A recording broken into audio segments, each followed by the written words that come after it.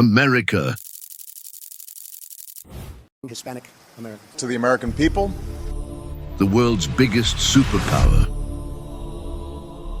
Process of the poet. In technology, military, economy, ahead in everything. But one question, was it always like this?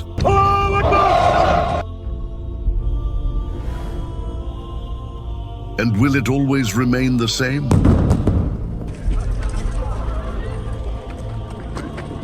Today, I will take you on a journey where you will see how time turns and how the standards of power change. This is the story of a time when the world's superpower was not America, but the Muslims. Let's go back in time, almost 1400 years ago.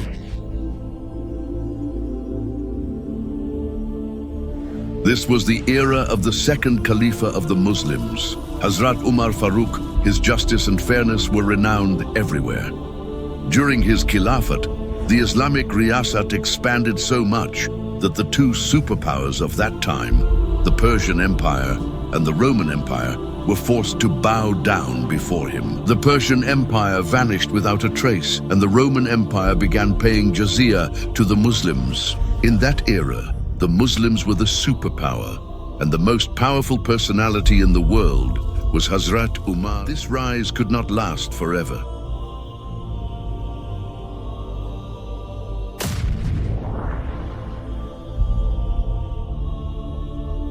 Time passed, and Muslims began dividing among themselves into firqan, sects, and groups. The very first firqi emerged during the era of Hazrat Ali, the Khawarij. Their belief was that any Muslim who committed a major sin was expelled from the fold of Islam. This was the first crack in the unity of the Ummah, and then this chain did not stop.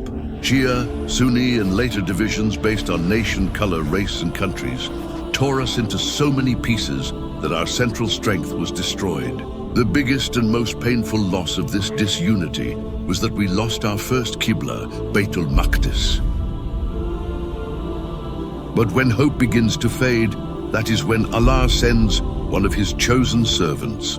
Then came a great commander and leader, Salahuddin Ayyubi rahmatullah alayh. Salahuddin. He united the divided Muslim Ummah once again under the banner of Tawheed. He reminded the Muslims that their strength did not lie in fighting one another, but in being united as one. And with the blessings of that unity, he regained Masjid Al-Aqsa. But sadly, the unity of the Ummah could not last for long. After Salahuddin Ayyubi, we once again drifted apart, divided by nation, country, and even the smallest of issues.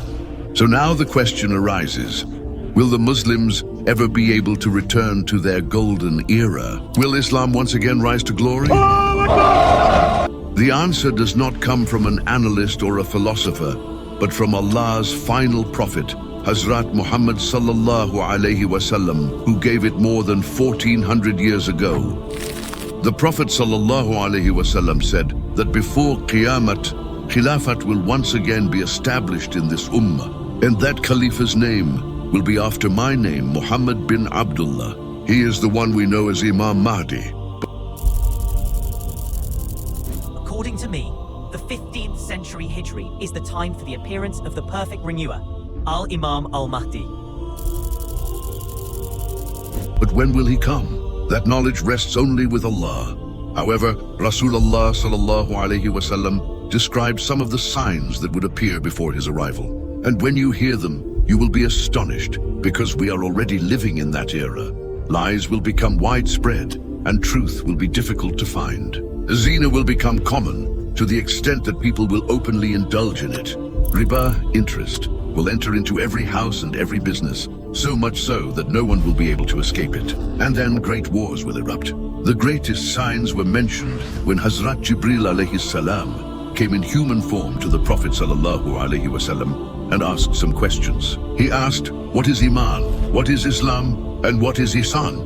When the Prophet sallallahu alaihi wasallam answered them, he then asked about the signs of Qiyamah. The Prophet sallallahu alaihi wasallam said, the signs of Qiyamah are that a slave girl will give birth to her mistress, and you will see barefoot, naked, poor shepherds competing with one another in constructing tall buildings. Reflect for a moment.